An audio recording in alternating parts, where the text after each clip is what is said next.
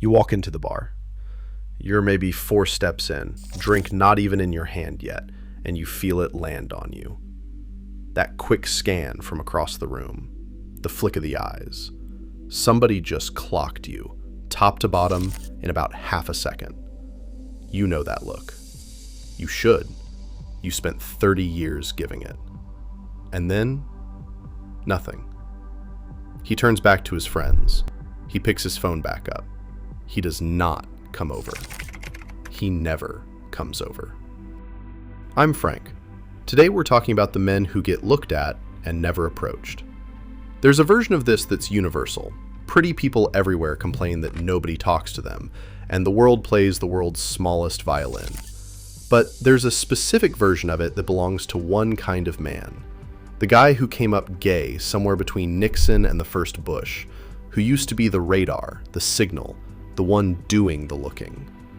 And now he walks in, and he's the one getting scanned and left on the shelf. You'd think being looked at and ignored means you've gone invisible, that you've aged out, that the room scanned you and found nothing. But that's backwards. The room found you just fine. It read you in half a second, filed you under a heading, and that reading is the exact reason nobody walked over. You didn't disappear. You got too easy to see. Let me back up, because the looking part has a long history with you specifically. For a lot of your life, a glance was the whole conversation. Before anybody had an app, before you could stand in a kitchen and find 6 men within a quarter mile, the entire transaction happened with your eyes. A look held a second too long. A look returned. A look that broke and came back. Researchers who studied this actually have names for it. There's the direct stare and there's the broken stare, a gaze held just a hair longer than a normal glance. And that little extra second was the whole signal. It was recognition. It said, I see what you are, and I'm telling you I'm one too. You were fluent in that.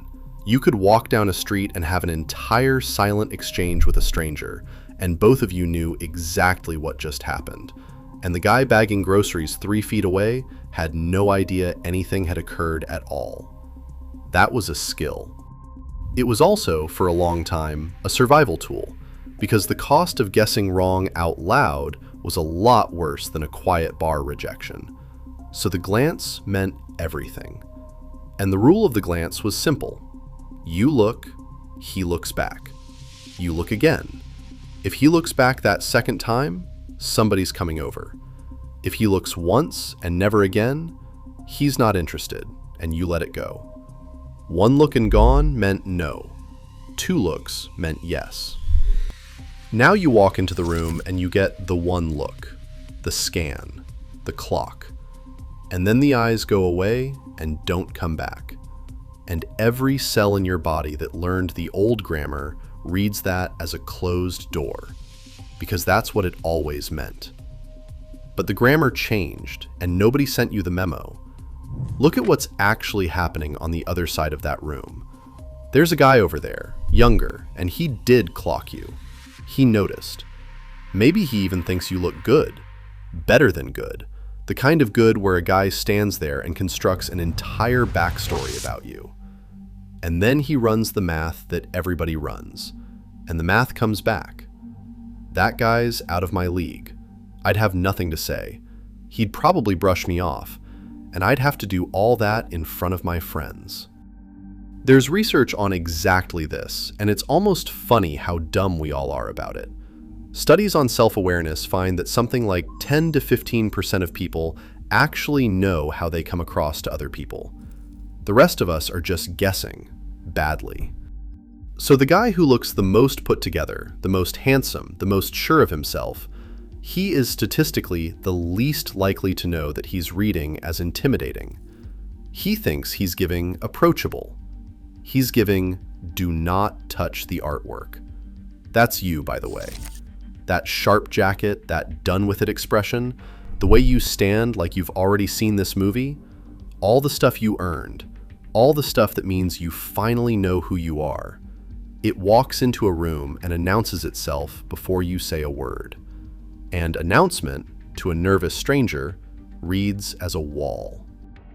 There's a study I keep coming back to where researchers had people get stared at and then measured whether they walked toward the starer or away. The thing that decided it wasn't the stare, it was how powerful the person being stared at felt in that moment. If you felt strong, a stranger's stare pulled you in, you approached. If you felt small, the same exact stare pushed you away, you avoided. Same stare, opposite result. The whole thing ran on the watcher's sense of their own status, not on you at all. Sit with that, because it flips the whole night. When that young guy looks at you and then looks away and won't come back, you're reading it as a verdict on you. It's a readout of him. He looked at you, felt small next to whatever you were giving off, and his feet did what feet do when they feel small. They stayed put. You walked out of that bar thinking you'd lost something. He walked out thinking he chickened out. 2 men, 1 non-event. Both of you sure you were the problem. And listen, I'm not going to sit here and tell you it's all in your head and the scene treats older men like kings. It doesn't. There's a real thing going on, and the researchers gave it a real name: internalized gay ageism. There was a study of a few hundred gay men, average age around 60, and they had these men respond to flat statements like, "As I get older, I feel more invisible when I'm around other gay men." A lot of them agreed. That's not a feeling somebody invented for content. That's measured. The men who did the most to drag the whole thing out of the dark, the men who made it possible for some 26-year-old to stand in a bright bar with his face on an app and zero fear, those same men are the ones most likely to feel like ghosts in the room they built. There's even a name for the timeline of it: accelerated aging. The idea that in a corner of the world that worships being young and cut and new, you can start feeling old at an age where a straight guy is just hitting his stride. 45 and feeling like the oldest man in the room. Not because 45 is old, because the room keeps moving the finish line.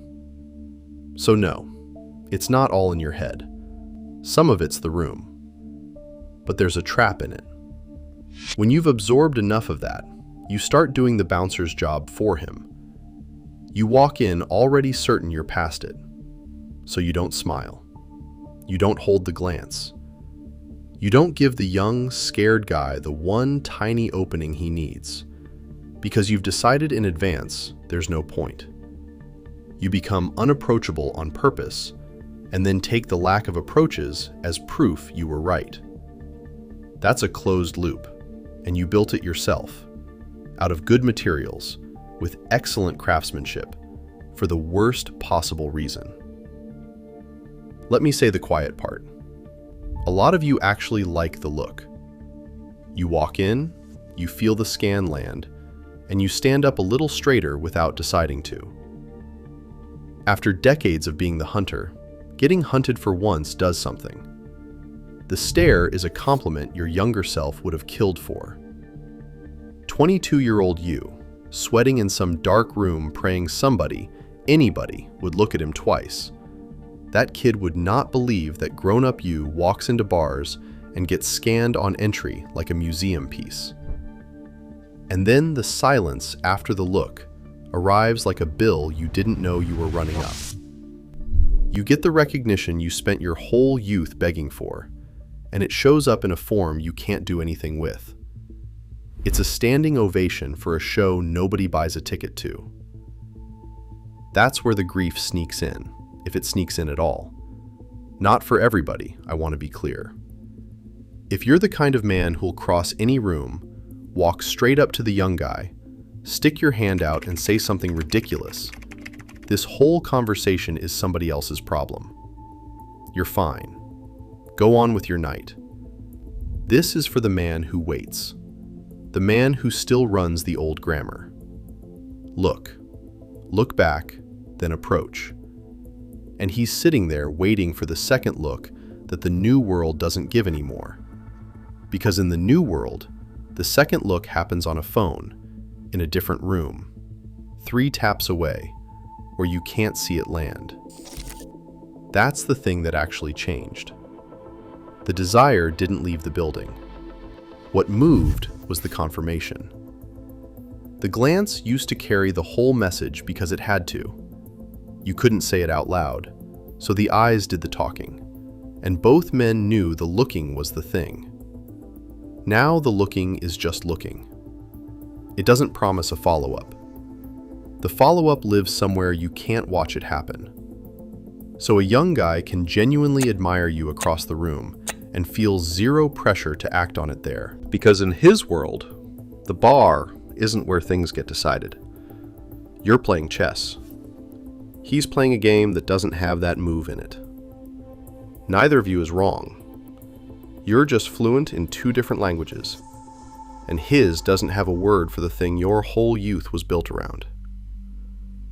Now, what do you do with all this, besides feel some type of way about it on a Tuesday? First, retire the old rulebook, or at least stop treating it like scripture. One look and gone does not mean no anymore. It means he looked. That's it. That's all the data you actually have. Everything you stack on top of it. He's not interested. He thinks I'm old. He's repulsed. That's you, narrating, in a language that's out of print. The look is real. The story you tell about the look is fiction, and you're a generous author when it comes to your own rejections.